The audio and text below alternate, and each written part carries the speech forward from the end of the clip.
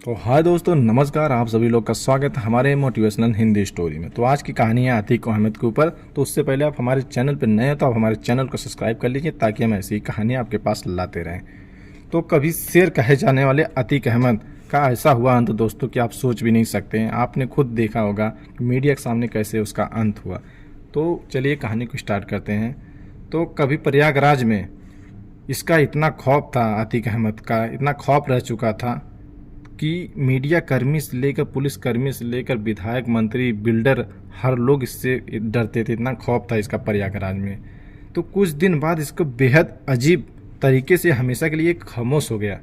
अतीक अहमद बेहद ही अजीब तरीके से हमेशा के लिए खामोश हो गया। कभी पुलिस और मीडिया के सामने शेर की तरह दहाड़ लगाने वाला आज बेसहारा बनकर खामोश हो गया। आखिर आज खामोश होने वाला अतीक अहमद कौन है, क्या है इसकी पूरी कहानी आज पूरा जानते हैं। तो सबसे पहले इसका जन्म दोस्तों, अतीक अहमद का जन्म 10 अगस्त 1962 ईस्वी में हुआ था और आज ये 15 अप्रैल 2023 को उसी अतीक अहमद का अंत हो गया। यानी 2023 में 15 अप्रैल 2023 का उसका अंत हो गया दोस्तों। यानी करीब 60 साल की उम्र में उसने दुनिया को अलविदा कर दिया दोस्तों। जुल्म का दुनिया का वो बादशाह मानने वाला था। यानी जुल्म की दुनिया का वो बादशाह था, प्रयागराज में वो बादशाह था और वो 60 साल की उम्र में जुल्म दुनिया को छोड़ के चला गया, यानी अलविदा हो गया। तो अतीक अहमद का परिवार दोस्तों बहुत ही गरीब था, बेहद ही गरीब था। कभी साल 1979 का दौर था। उस समय इलाहाबाद के चकिया मोहल्ले में फिरोज अहमद नाम के एक शख्स हुआ करते थे।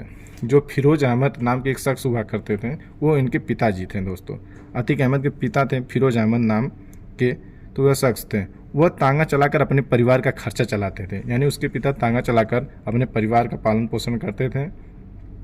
इसी फिरोज का बेटा पढ़ने में काफ़ी कम था और बदमाशी में ज़्यादा फोकस करता था। यानी फिरोज खान जो थे इनके पिता और अतीक अहमद इसका बेटा था। अतीक अहमद का बचपन से ही पढ़ने में कम और बदमाशी में ज़्यादा इसका फोकस था, बदमाशी में ज़्यादा फोकस करता था। इसलिए इसका परिणाम यानी 10वीं की जब परीक्षा दिया तो सामने आया इसका रिजल्ट, तो ये फेल हो गया। यानी वो रिजल्ट आया और फिरोज का बेटा फेल हो गया। अब वो इस परीक्षा में तो फेल हो गया, लेकिन जल्द ही वो अमीर और बाहुबली बनने का सपना देखने लगा। यानी अतीक अहमद जब हाई स्कूल का पेपर दिया दोस्तों तो वो फेल हो गया, तो वह बाहुबली और अमीर बनने का सपना देखने लगा। तो उम्र भले ही उसकी 17 साल की थी, अभी वो नाबालिग था और बालिग की तरह काम करना सोच रहा था। यानी कि बचपन से ही उसका एक ललक था, बदमाशी में उसका फोकस शुरू से ही था दोस्तों। यानी उम्र भले ही उसकी 17 साल की थी, यानी वह अभी बालिग भी नहीं हुआ था। वह भले ही वोट भले ही ना दे सकता, लेकिन जान लेने की नीयत बन गई थी उसके अंदर। साल बीतता गया और इधर इस नाबालिग से नाबालिग इस बंदे का यानी अतीक अहमद का जब नाबालिग से बालिग हुआ लड़का, तो इसका क्राइम ग्राफ भी बढ़ता गया। यानी ये जब सयान हुआ, इसकी उम्र भी बढ़ी तो क्राइम ग्राफ भी इसका बढ़ा। जब नाबालिग से बालिग हुआ तो इसका क्राइम ग्राफ भी बढ़ता गया। अब अतीक अहमद के नाम से कुख्यात है।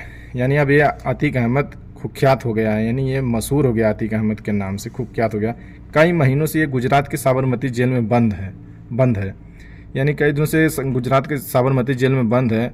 हत्या, अपहरण, मर्डर के प्रयास समेत दर्जनों मामले इस पर दर्ज हुए थे। यानी हत्या भी करता था, केस इसके दर्जनों, छिनैती क्या क्या केस इस पर दर्ज हुआ बहुत ज़्यादा। यानी हत्या समेत दर्जनों मामले इस पर दर्ज हैं।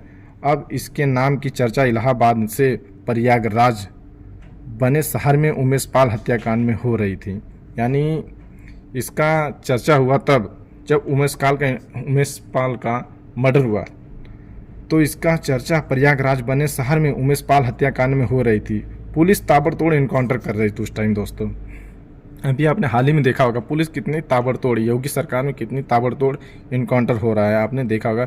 लेकिन इसका मास्टरमाइंड खुद जेल में बंद है। यानी ये तब जेल में बंद था। उस मास्टरमाइंड अतीक अहमद की आखिर क्या है पूरी कहानी, आज पूरी विस्तार से बात बताएंगे आपको दोस्तों। तो आप हमारे चैनल को जरूर सब्सक्राइब कीजिएगा। तो चलिए पूरी कहानी सुनते हैं। तो पहले दोस्तों बहुत ही ललक था इसके अंदर अमीर बनने का और बाहुबली का। तो इसके दिमाग में एक दिमाग आया, इसने सोचा क्यों ना मैं इस प्रयागराज का पूरा कारोबार मैं संभालूं। तो उस इलाके में एक और डॉन रहते थे जिसका नाम था चांद बाबा था। उसी की हत्या कर अतीक अहमद बना बादशाह। यानी चांद बाबा भी बहुत चले, बहुत वो भी उसी कुख्यात अपराधियों में से एक था चांद बाबा, जिसको अतीक अहमद ने मार दिया, उसका मर्डर करके वो खुद एक अतीक अहमद बाहुबली बना। तो अतीक अहमद तो डॉन बन गया। कैसे अतीक अहमद कैसे बना बाहुबली डॉन, कैसे अपराध से राजनीति की दुनिया में आया, इसे पूरा समझने के लिए चलते हैं आप अब से करीब साल 1987 के पास, यानी आसपास 1987। इससे पूरा समझने के लिए चलते हैं अब से करीब साल 1987 के आसपास की बात है। इलाहाबाद शहर में चांद बाबा का दौर था।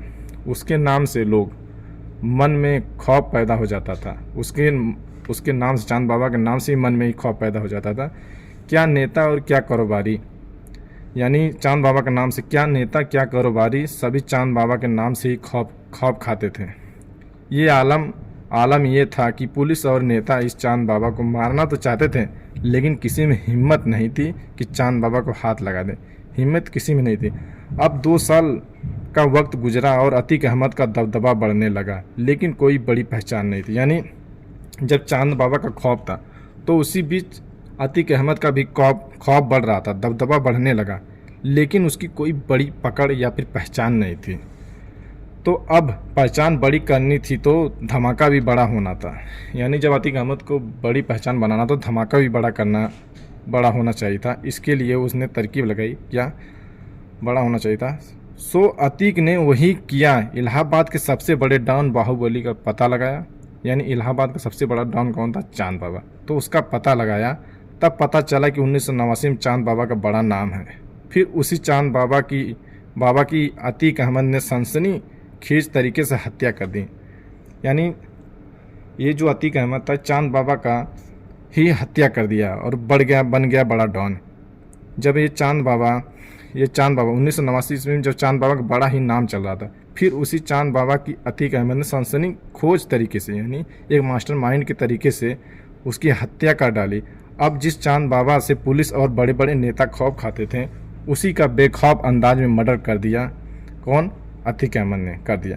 कत्ल करने वाला कोई नहीं था, अतीक अहमद था। अब खुद सबसे बड़ा बाहुबली बन गया प्रयागराज में। इसके बाद अतीक ने कभी भी पीछे मुड़कर नहीं देखा। साल बदलते गए और बड़े बड़े नाम उसके क्राइम लिस्ट से जुड़ते गए। तो एक उसकी ज़िंदगी में भूडाल तब आया कि साल 2002 में, यानी साल 2002 में नरसन की हत्या, नरसन की हत्या साल 2004 में देश के जाने माने बीजेपी नेता और मंत्री रह चुके मुरली मनोहर जोशी के सबसे करीबी नेता अशरफ की हत्या। फिर 2005 में नए विधायक बने राजू पाल की हत्या करता है ये अतीक अहमद, या करवाता है। हत्या कराकर अतीक अहमद यूपी की सियासत से लेकर जरायम की दुनिया में छा गया, यानी क्राइम की दुनिया में छा गया। दोस्तों, जब ये राजू पाल की हत्या करता तो क्राइम की दुनिया में पूरा छा गया, पूरा नाम हो गया इसका। तो जुर्म से सियासत दुनिया का इसका सफ़र ऐसे गुजरता गया। जुर्म की दुनिया से सियासत में जब कदम रखने की भी अतीक अहमद की बड़ी ही कहानी है। यानी जुर्म की दुनिया से सियासत में कदम रखने की भी इसकी बड़ी कहानी है। यानी कि जब ये जुर्म करता था तो इसका मन क्या था कि खुद को बचाने के लिए इसने राजनीति में कदम डाला।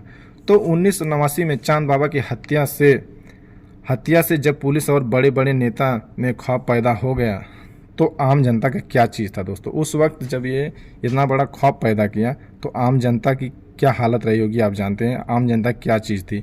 अब अतीक अहमद का खौफ लोगों के जहन में उतर आया, पर पुलिस भी अतीक के पीछे पड़ गई। लेकिन अतीक तो अतीक था, वो कहाँ पीछे रहने वाला। अब एक कदम और आगे बढ़कर वो सियासत की दहलीज पर पहुंचने में जुट गया। यानी एक कदम और बढ़ाया कि वो राजनीति में जाएगा तो वो अपने आप को मजबूत पाएगा।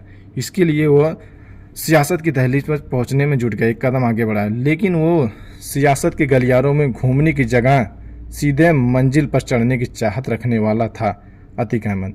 इसलिए साल 1989 में ही उसने राजनीति में जोरदार एंट्री करता है। यानी अतीक अहमद सन 1989 में जोरदार एंट्री करता है इलाहाबाद की पश्चिमी सीट से।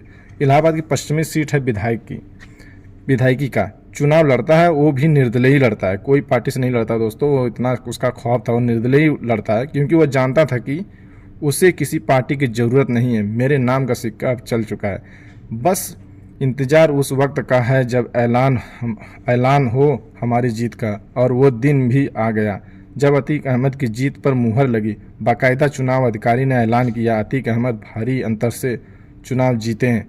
फिर जिले के डीएम थे, शपथ दिलाई, जिले के डीएम ने शपथ दिलाई। अब कल तक गैंगस्टर मर्डर केस में पुलिस के लिए नाक में दम करने वाला अतीक अहमद अब विधायक बन चुका था। यानी सबके नाक में दम करने वाला एक मुजरिम आज विधायक बन चुका था।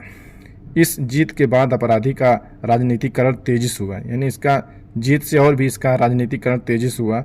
एक राजनीतिक पार्टी ने अतीक का जोरदार स्वागत किया। एक राजनीतिक पार्टी ने अतीक का जोरदार स्वागत किया कि अपना अतीक ने एक जोरदार पार्टी यानी समाजवादी पार्टी का दामन पकड़ लिया। अतीक अहमद ने इसका स्वागत किया। मुलायम सिंह यादव ने अपने पार्टी में इसका स्वागत किया तो दामन पकड़ लिया। फिर अपना दल में आ गया, फिर बाद में अपना दल में आ गया छोड़ के उस पार्टी को। तो अतीक लगातार 5 बार विधायकी का चुनाव जीता। अब कद बढ़ गया, इसलिए विधायकी छोड़ संसद में जाने का फैसला किया अतीक अहमद ने। फूलपुर सीट से चुनाव लड़ा और जीता भी। राजनीति के सफर में एक बड़ा मोड़ तब आया जब संसद बनने के बाद विधायकी वाली सीट खाली हुई। वो साल 2004 में सन 2004 ईस्वी साल संसद बनने के बाद अतीक अहमद की विधायकी वाली सीट खाली हुई। उस पर चुनाव होने था, यानी जिस रहता था जहाँ पे, तो वो सांसदीय चुनाव लड़ा, विधायकी सीट उसकी खाली हो गई।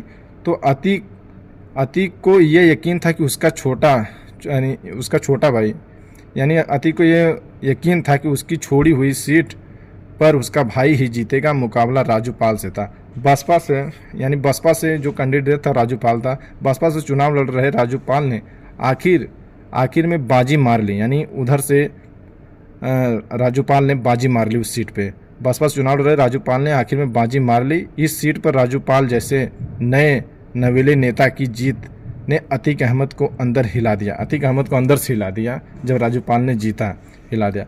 उसने उस राजू पाल को जड़ से ही खत्म करने की ठान ली। यानी अतीक अहमद ने राजू पाल को जड़ से ही खत्म करने की ठान ली। फिर वो तारीख आई 25 जनवरी 2005। यानी वो तारीख आई 25 जनवरी 2005। राजू पाल की दिन दहाड़े गोली मारकर हत्या कर दी गई।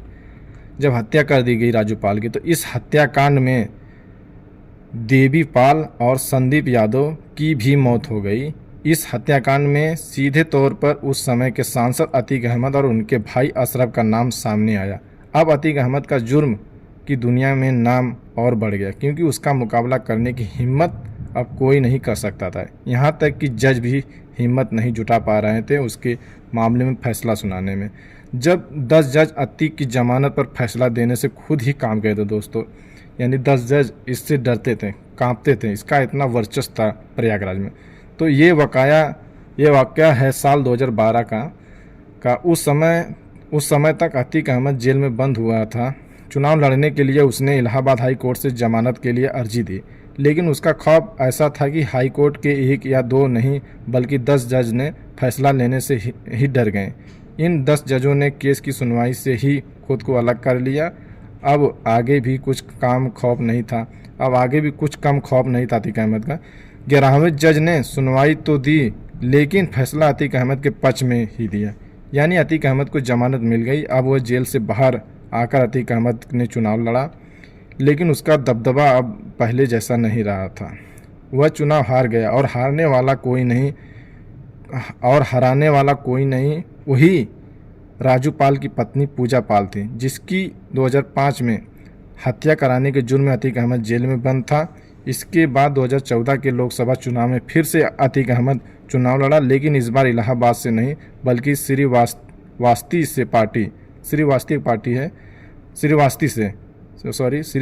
पार्टी थी, समाजवादी पार्टी, लेकिन हार का ही सामना करना पड़ा। उस समय बीजेपी के नेता ददन मिश्रा ने चुनाव जीत लिया था।